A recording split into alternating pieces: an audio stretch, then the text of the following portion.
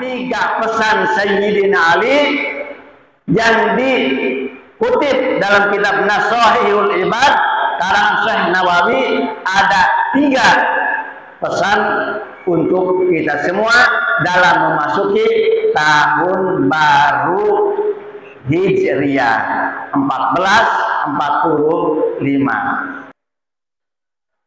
Kun indallah khairan nas wa kun indan nas syarran.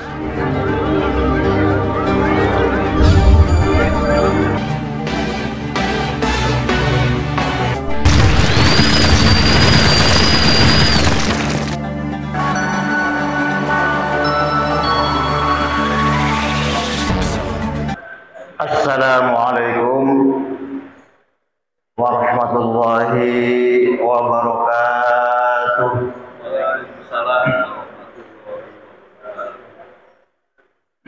Alhamdulillahilladzi awsalna minal wujudi ilal adam.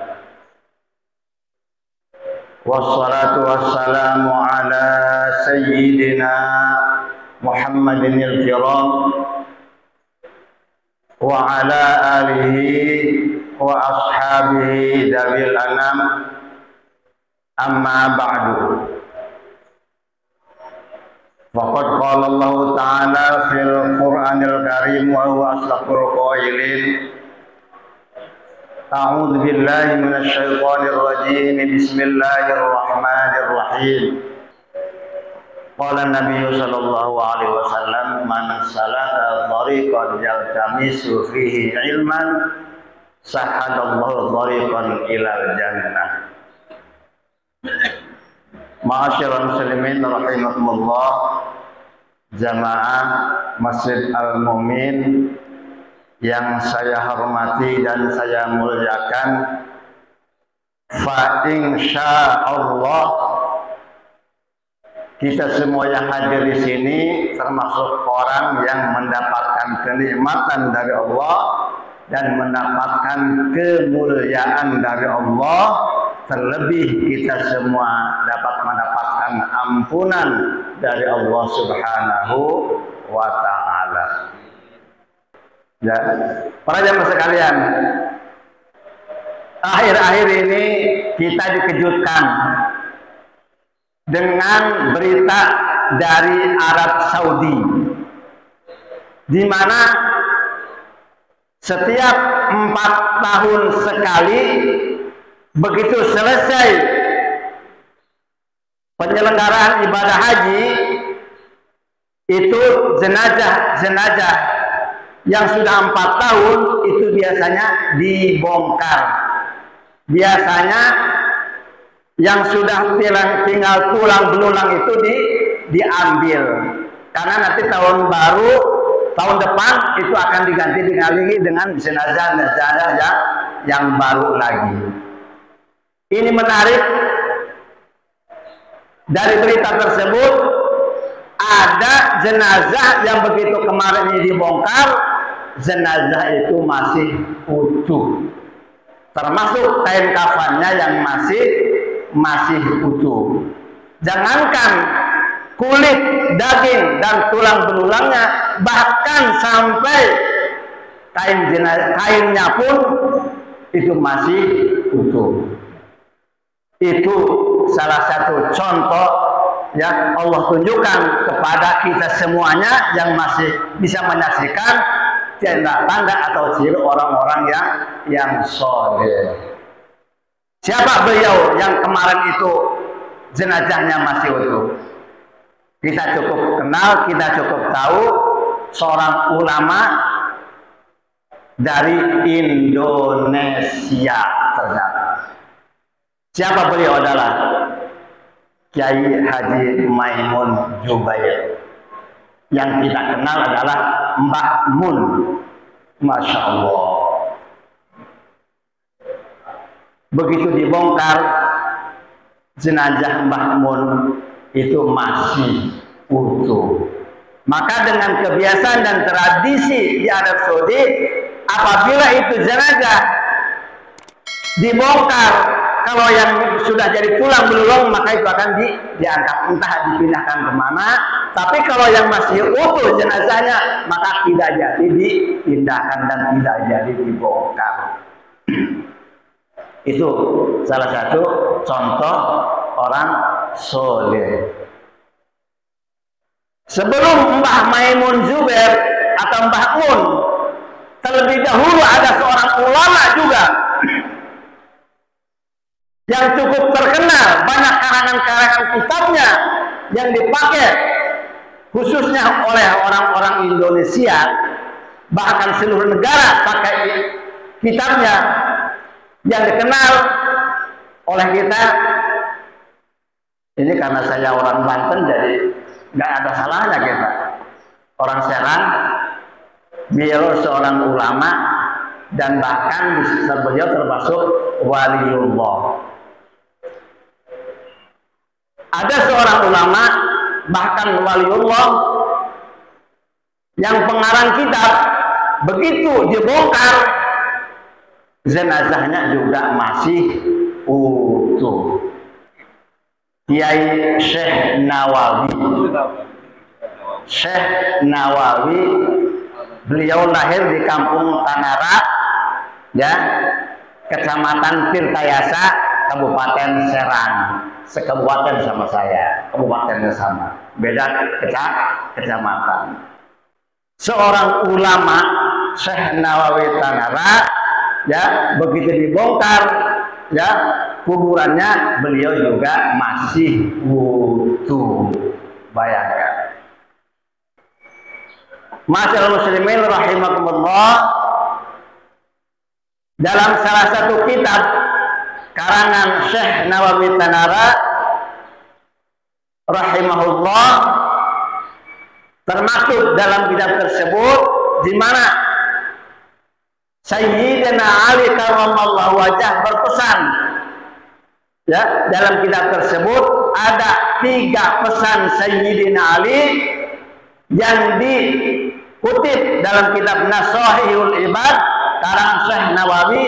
Ada 3 pesan untuk kita semua dalam memasuki tahun baru Hijriah 1445. Karena ini masih kita tahun baru, ya, tahunnya baru 1443 Hijriah.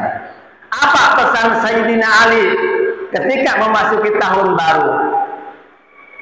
Pertama, kun indallah khairan nas. Kun indallah khairan nas. Wa kun indan nas syarran nas. Wa kun indan nas rajulan minan nas. Itu pesannya. Itu bahasa Arab, bahasa kitanya apa? Maka kita biar sedikit tahu bahasa Arab itu. Dan yang kita sering bahas kalau Sabtu pagi, ya, Sabtu pagi, Sabtu kedua, 3, keempat, kelima ikut tahsin di Al-Mu'min. Sedikit kita belajar bahasa Arab. Kun indallah khairan nas, kata Sayyidina Ali, jadilah kamu manusia yang terbaik, menjadi manusia yang mulia di hadapan Allah. Memang kita mau menghadap Allah ini kapan? Di mana kita menghadap Allah dan kapan kita menghadap Allah? Apakah kita menghadap Allah ketika kita mati saja? Ketika kita masuk alam kubur saja? Ini yang sering kita salah persepsi, bahwa kita menghadap Allah kita ketika wafat, ketika mati, ketika masuk alam kubur.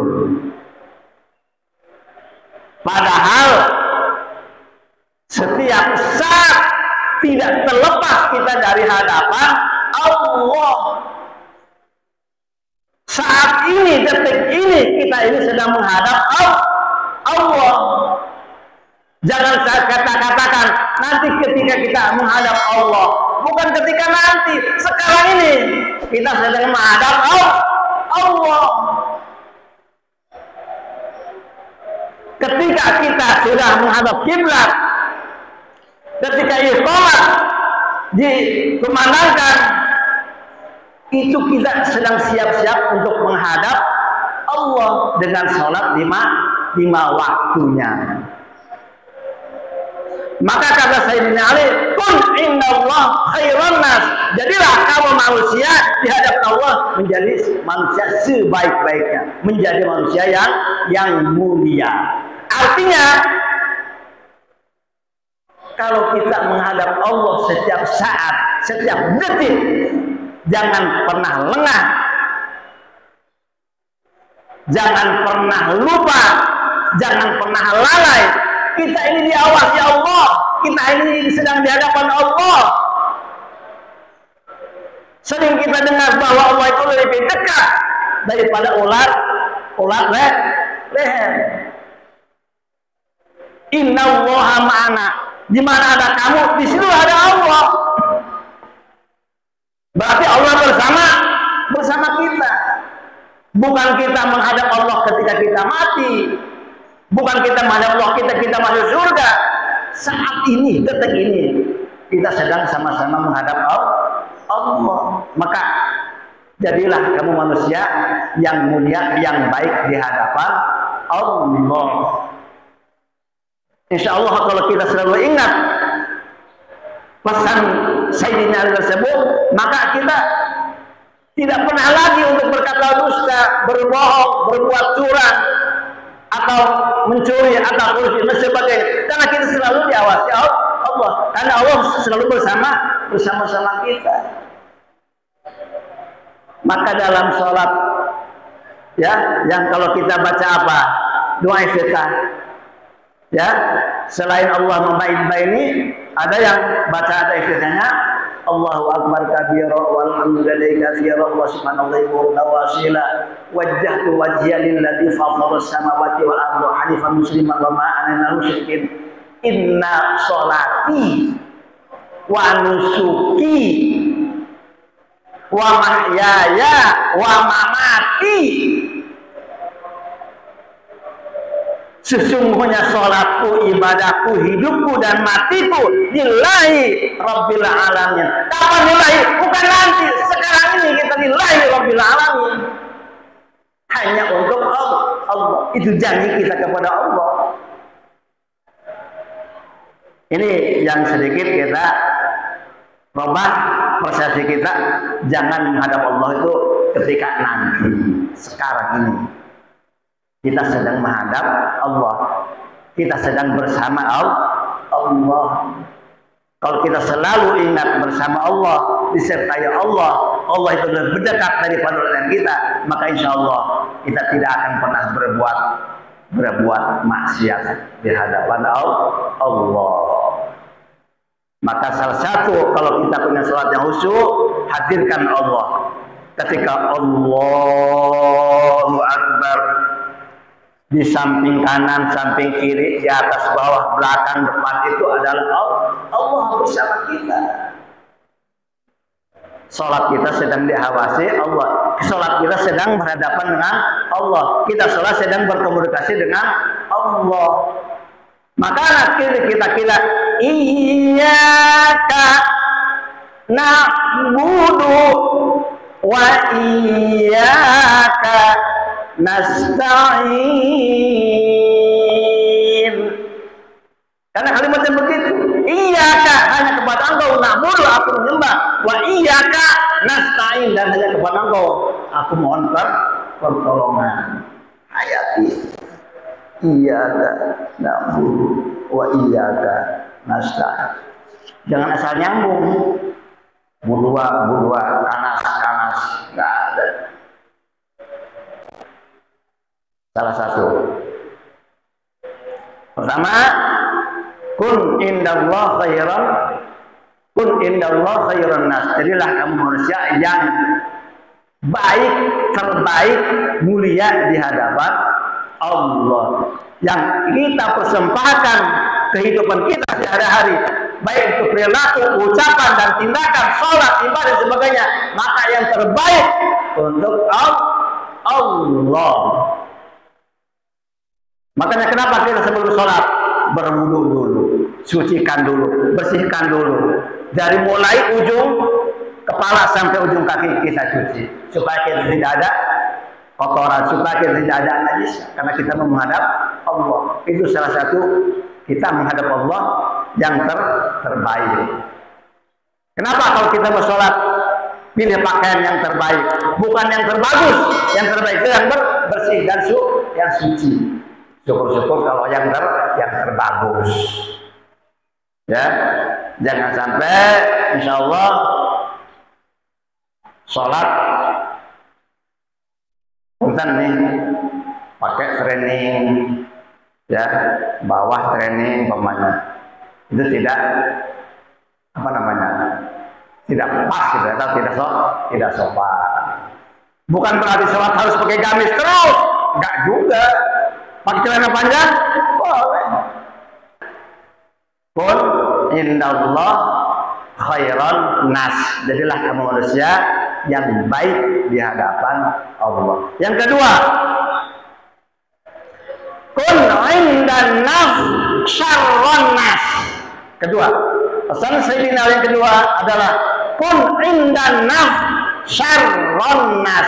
Jadilah kamu, diri kamu yang terburuk, ya, menurut pandangan manusia. Nih, kalau tadi kita yang terbaik dari Allah, sekarang kun indan nas, jadilah kamu, ya, menjadi manusia yang terburuk menurut pandangan kamu sendiri.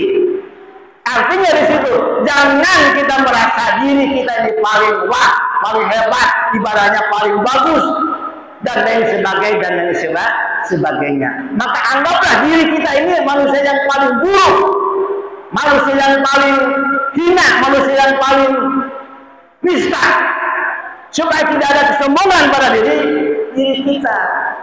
Ketika kita menghadap Allah, ya Allah, saya ini bukan manusia. Saya ini manusia yang paling banyak salah dan paling banyak dosa dan belum bisa ibadah kepada Allah. Maka saya ini termasuk orang yang paling jelek menurut pandanganku sendiri. Menurut pandangan kita sendiri. Jangan sampai kita memandang yang lain itu buruk. Pandanglah diri kita sendiri sebagai manusia yang terburuk, manusia yang paling jahat, manusia yang paling banyak dosa. Jika kita punya perasaan bahwa kita manusia yang paling banyak salah, paling banyak dosa, maka tidak ada kesombongan pada diri kita masing-masing. Itu maksudnya. Yang kedua, jadilah manusia yang terburuk menurut pandanganmu sendiri, supaya tidak ada kesombongan pada diri kita masing-masing. Yang ketiga, wakum indan nas rajulan minan nas, kata Sayyidina Ali. Jadilah kamu manusia yang biasa-biasa saja di hadapan manusia lainnya. Gimana? Wakum indan nas rajulan minan nas. Jadilah kamu manusia yang biasa-biasa saja di hadapan manusia lainnya. Artinya apa? Jangan mentang-mentang kita ketua RT, lu guru warga gua lu, namanya nih. Jangan mentang-mentang ketua RW, lu RT nggak ada bapaknya, gua nih RW. Jangan mentang-mentang kepala desa, ini kepala desa gua lu RT nggak ada bapaknya. Gua ini ketua masjid lu macam mana? Umpamanya ini. Gua imam nih lu. Apalagi kalau gua ini presiden, lu menteri, apa kata gua? Gua jadi bahasa guanya nih. Kalau Betawinya ya. Artinya kita menjadi manusia yang biasa-biasa saja di hadapan kita semua. Jadi tidak ada merasa diri kita ini jabatannya lebih tinggi, kedudukannya lebih tinggi. Maka di hadapan kita semua adalah kita sama di hadapan Allah. Yang paling mulia di hadapan Allah apa? Orang yang paling takwa. Nah, makanya kalau saya ini kalau dikasih kursi begini, sebetulnya saya mau nolak gak enak ini Pak. Ya, karena sudah disidain, kalau tidak didudukin, itu tidak memuliakan yang ngasih tempat. Ya, kalau kita ngaji di kampung-kampung, di mana-mana tempat, itu ngaji di bawah aja Pak sama. Ya, cuma kasih tempat buat kitab saja. Kalau di kampung, mungkin ini karena di kota Pak ya, jadi ya pakai apa namanya, pakai kursi, pakai meja biar kerengan dikit supaya pandik apa namanya bikinnya jadi bagus gitu ya, nggak apa-apa, perkembangan zaman ya. Tapi kalau melihat kembali yang disampaikan tadi, jadilah kamu manusia yang biasa-biasa saja ya di hadapan manusia lainnya, supaya kita setara, kita sama di hadapan Allah. Kecuali yang paling mulia adalah orang yang paling takwa di hadapan Allah. Makanya sebetulnya saya kurang pantas kalau duduk di atas sendirian, ya, karena di antara bapak mungkin banyak di antara bapak lebih mulia daripada saya. Ya, saya tidak merasa diri paling tahu, paling bisa. Ini hanya kebetulan saja pagi ini saya harus menyampaikan. Bukan untuk bapak-bapak dan ibu-ibu, tapi intinya untuk diri saya sendiri supaya tidak ada kesombongan. Merasa diri sini tiap hari saya ngimamin. Bismillahirrahmanirrahim. Ya, ini terkadang keluar itu Pak, egonya. Ya, sekarang sejak manusia keluar egonya. Makanya dengan pesan itu kita ingat, lu mah bukan siapa-siapa lu. Bismillah biasa saja lu, jangan pakai ini pakai itu, biasa saja. Kalau boleh biasa saja.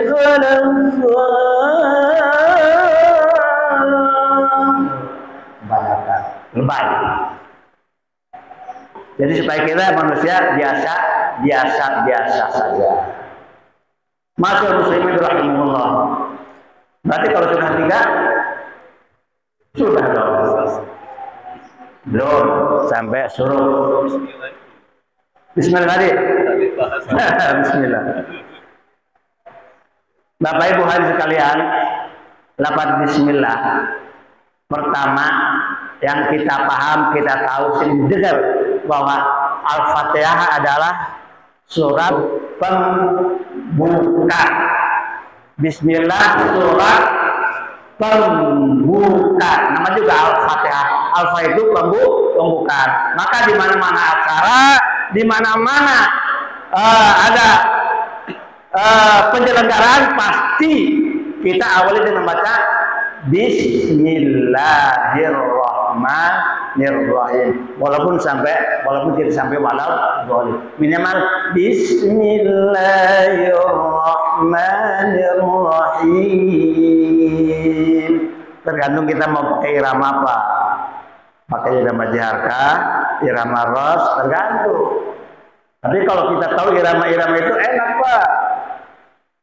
Kemarin saya ada yang pesan, Ustaz, Fatihahnya yang kemarin dong. Apa ini? Ada Fatihah yang kemarin katanya. Saya nggak tahu Fatihah yang kemarin yang mana. Rupanya yang disenangi Pak Ketum juga. Irama jaharka. Bismillahirrahmanirrahim. Alhamdulillahi rabbil alamin. Ar-Rahmanirrahim. Maliki yaumiddin. Iyyaka na'budu wa iyyaka nasta'in. الصراط المستقيم صراط الذين أنعمت عليهم غير المغضوب عليهم ولا الضالين.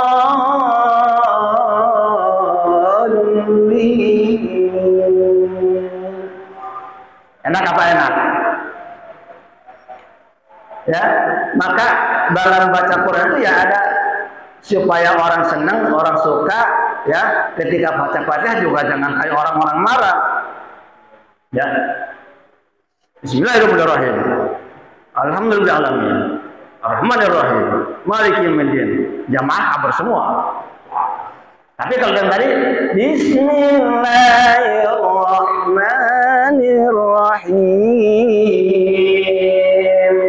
Jamaahnya anten tenang dengerin bacaan qiraat imam. Boleh hukumnya. Mau jiharkah, mau ros, boleh. Ya. Bismillah artinya surat pembuka. Ingat, di huruf Bismillah paling pertama, paling depan adalah huruf ba. Ba titiknya di mana? Di atas, di dalam, apa di luar? Di bawah itu artinya di luar. Kalau di atas artinya di dalam. Ba titiknya di bawah. Ba bisa diartikan babun. Babun artinya pintu. Pintu adalah pembuka. Pintu tempat membuka. Ba bisa diartikan babun. Maka bismillah disebut pembuka. Babun bahasa Arabnya pintu. Maka bismillahirrahmanirrahim sebagai pembuka. Ini panjang. Kalau sampai Allahnya apa, Ar-Rahmannya apa, Ar-Rahimnya apa. 3 saja dulu sebagai ini tadi. Bis. Kedua huruf apa? Sin. Apa sin? Sering kita baca salat qadar.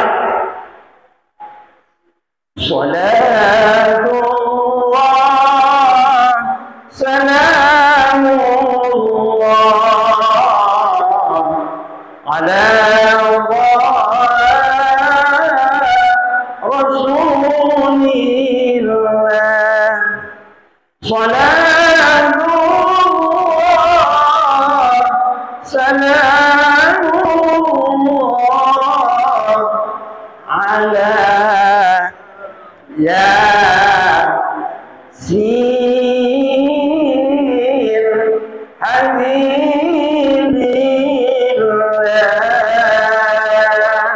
Ala apa? Pertama ala Toha, yang kedua ala Yasin.